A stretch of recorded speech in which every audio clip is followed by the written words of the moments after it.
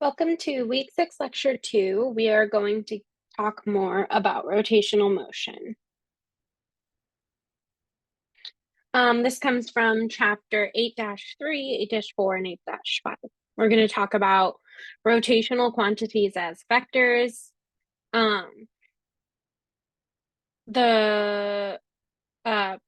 rotation with constant acceleration, and the relationship between linear and angular variables. And then we have 2 sample questions. So, are rotational quantities vectors? A rule for vectors is that the order of vectors does not affect their sum. So vector A plus vector V plus vector B is the same as vector B plus vector A.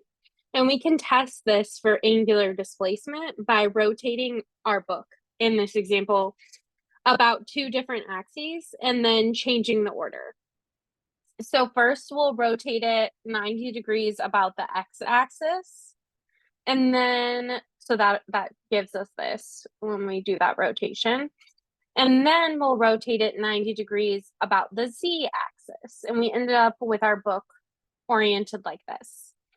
And now, in order to test to see if this sort of angular displacement is a vector, we need to change the order and first rotate about the z direction or the z-axis and then about the x-axis and see what we get. So this time we switch to the order. We rotate about the z-axis first. That gives us this orientation. And then we rotate about the x-axis, and that gives us this orientation. Those do not match. So that tells us that finite angular displacements like this are not vectors. But what if we decrease the size of those angular displacements? What if instead of 90 degrees, we do 20 degrees? In this case, so again, we rotate by 20 degrees around the x-axis and then 20 degrees around the z-axis for this orientation.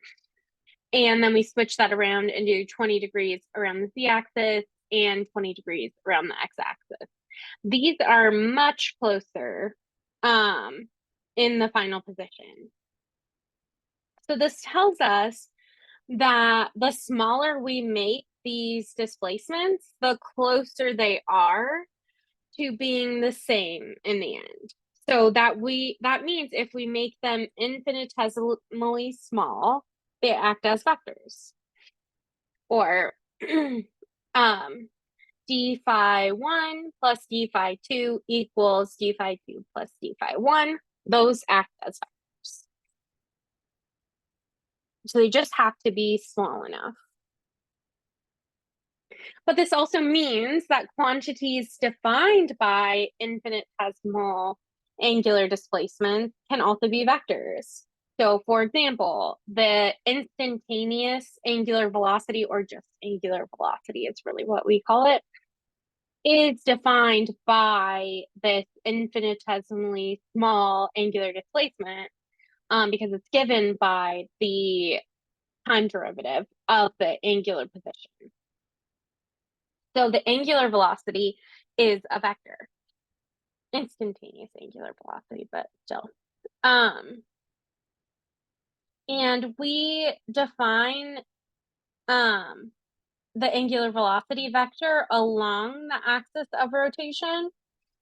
So the z-axis is the axis of rotation in this case.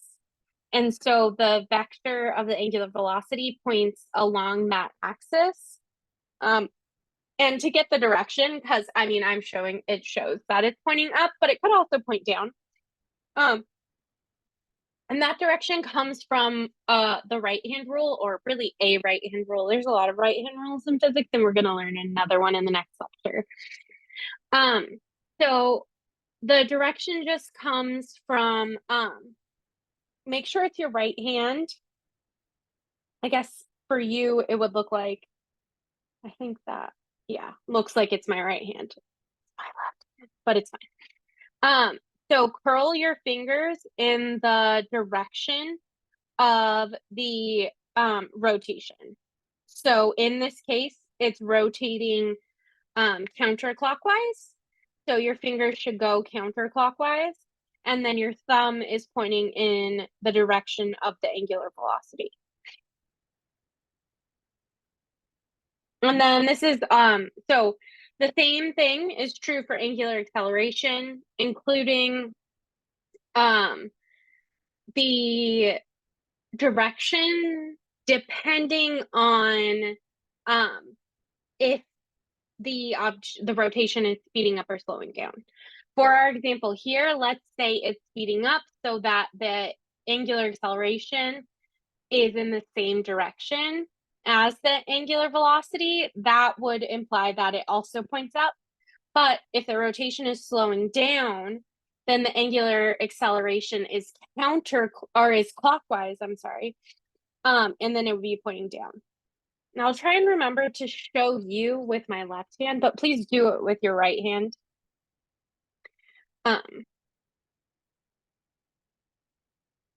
So rotational motion is analogous to linear motion.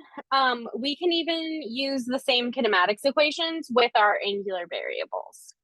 So we have the angular velocity instead of linear velocity, and angular acceleration instead of linear acceleration, and then angular position.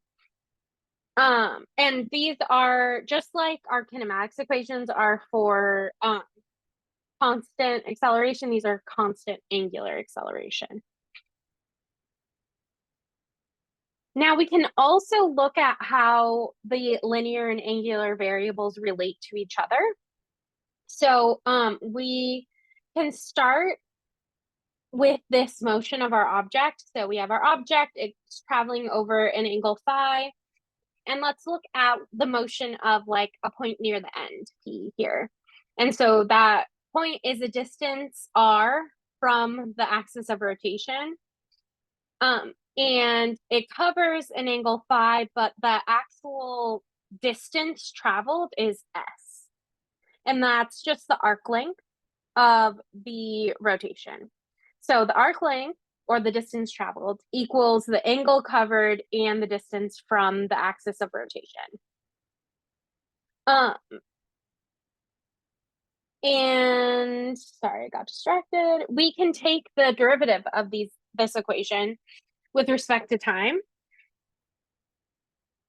And so we have the derivative of s with respect to time, or like the distance traveled.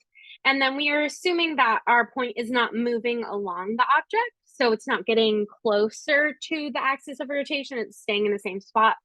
So r doesn't change with respect to time, but phi does, because the angle is changing. But the derivative of distance with respect to time, that's velocity. And the derivative of the angular position with respect to time is angular velocity. So what we end up with here is that the tangential velocity, which is really just like linear velocity, how we've been referring to it, is equal to the angular velocity times the radius.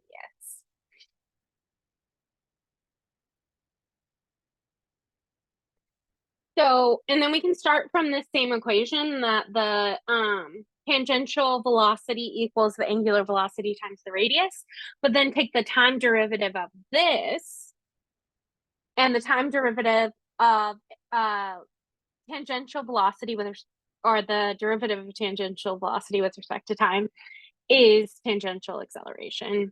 And then for angular velocity, it's angular acceleration. So we end up with the tangential acceleration, which again is really what we've been referring to as linear, or just calling acceleration, but it's linear acceleration, equals the angular acceleration times the radius, or the distance from the axis of rotation. Another thing we know is that when there is circular motion, there is acceleration toward the center of the circle. And we've been referring to that as centripetal acceleration. It's what changes the direction of the velocity to keep it moving in a circle. So we call it centripetal acceleration. We can also think of it as radial acceleration, since it acts along the radial line, like toward the center. And we know that that is the tangential velocity squared divided by the radius, or the distance from the center. And we just found that the tangential velocity equals the angular velocity times the radius. So we end up with this relationship between the radial acceleration, angular velocity, and the radius. So we have these two terms for angular acceleration, the radial and tangential acceleration. So the radial acceleration, again, is what would change the direction of the velocity to continue the rotational motion or circular motion. And then the tangential acceleration changes the magnitude of the velocity. So we have an example here where we have our object and then we have our radial acceleration pointing toward the center. And then the tangential acceleration, which is tangent to the circle. And so that means our total acceleration is a vector sum of both of those. And again, the radial acceleration is what causes it to stay in circular motion by changing the direction. And the tangential acceleration changes the magnitude. So just to put them all together for you, the relationship between linear and angular variables, the tangential velocity is the angular velocity times the radius, tangential acceleration is the angular acceleration times the radius, and the radial acceleration is the angular velocity squared times the radius. So now let's put some of this into practice with a couple of sample problems. So we'll start with this one, starting from rest at a time equals 0 of grindstone, which is just kind of like a kind of cylindrical disc, sort of. Has a constant angular acceleration of 3.2 radians per second squared. At t equals 0, the reference line, A to B, so this line here, is horizontal, and we want to find the angular displacement of that line, or really the angular displacement of the grindstone, and the angular speed at 2.7 seconds later. Okay, so let's write down our what we know. So initially, it says it starts from rest, so the initial angular velocity is 0. And it gives us the angular acceleration of 3.2 radians per second squared. And the time is 2.7 seconds, and the initial position we'll just call 0. So we can just use their kinematics equations. The ones I showed you were only the first two kinematics equations in angular motion.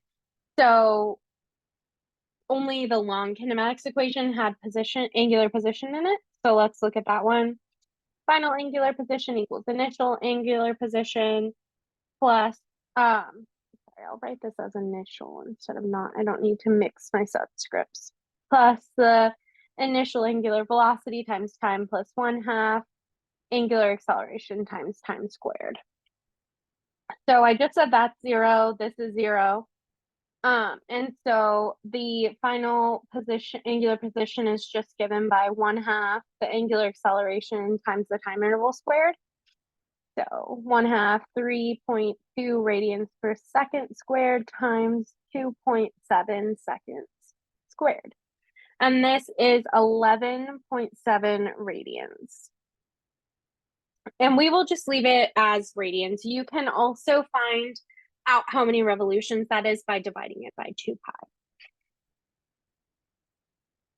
Okay, the next part also asks for what the angular speed is at this point.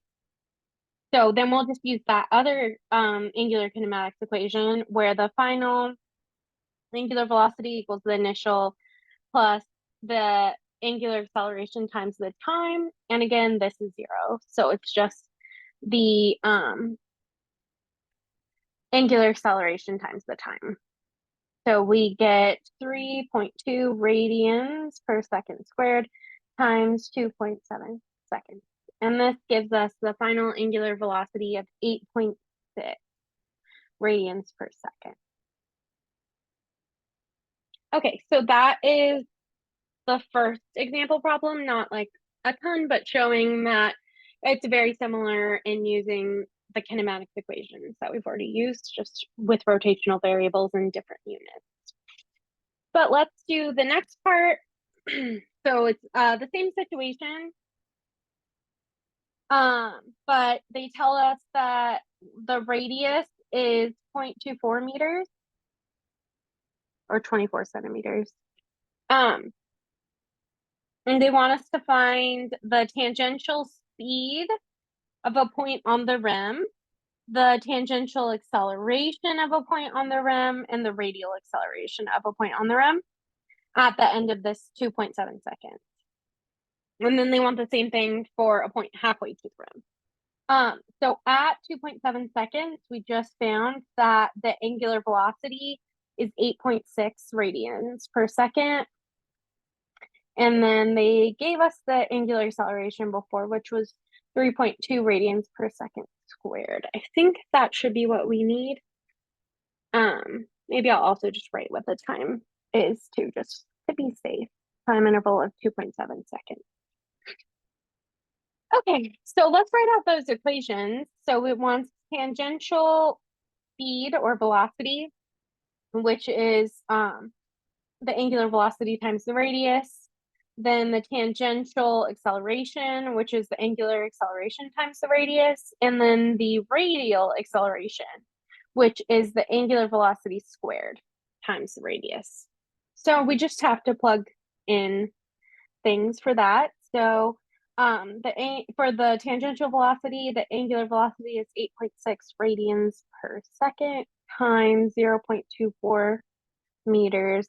And this gives us 2.1 meters per second. I think I said this previously when we talked about radians. Radians technically aren't an actual unit. So we don't have to cancel them out. This just ends up being meters per second. And it's because radians are given by, I think, like the radius divided by, or oh no, we just had it. The S equals phi r. So phi would be the angle in radians, and that those two distances are distances in meters or whatever units of distance. So those cancel out to have no units, leaving us with radians as not a real unit. Okay. That is the tangential velocity. To tangential acceleration is 3.2 radians per second squared, times 0.24 meters. And this gives us 0.77 meters per second squared as tangential acceleration. And then finally, that's right, tangential acceleration. And then finally, radial acceleration. And this one is omega squared, or the radial velocity squared, times the radius. And this is 17.8 meters per second squared. So way bigger than the tangential acceleration. Okay, so this is the first part, but then it also asks for us to do the same thing at r equals 0.2 meters.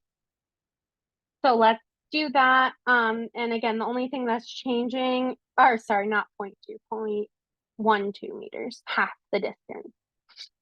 The only thing that's changing is that distance, but let's write it all out. 8.6 radians per second, 0.12 meters. And we get 1.0 meters per second for the tangential velocity. Tangential acceleration, 3.2 radians per second squared times 0.12 meters is 0.38 meters per second squared. And then the radial acceleration is 8.6 radians per second, whole thing squared, times 0.12 meters. And that is 8.9 meters per second squared for the radial acceleration. And you'll notice that we're at half the distance, like half as far, and all of our values are half as big, which makes sense. I mean, we look at our equations, we see that it's all proportional to r. So if r is divided by 2, everything is divided by 2. But I do want to point out that I told you that the angular velocity and acceleration are the same on a whole rotating object. The same is not true for the tangential or radial acceleration or tangential velocities and acceleration, because those depend on how far you are from the center. Okay, that is everything for this lecture. Hope you have a good day.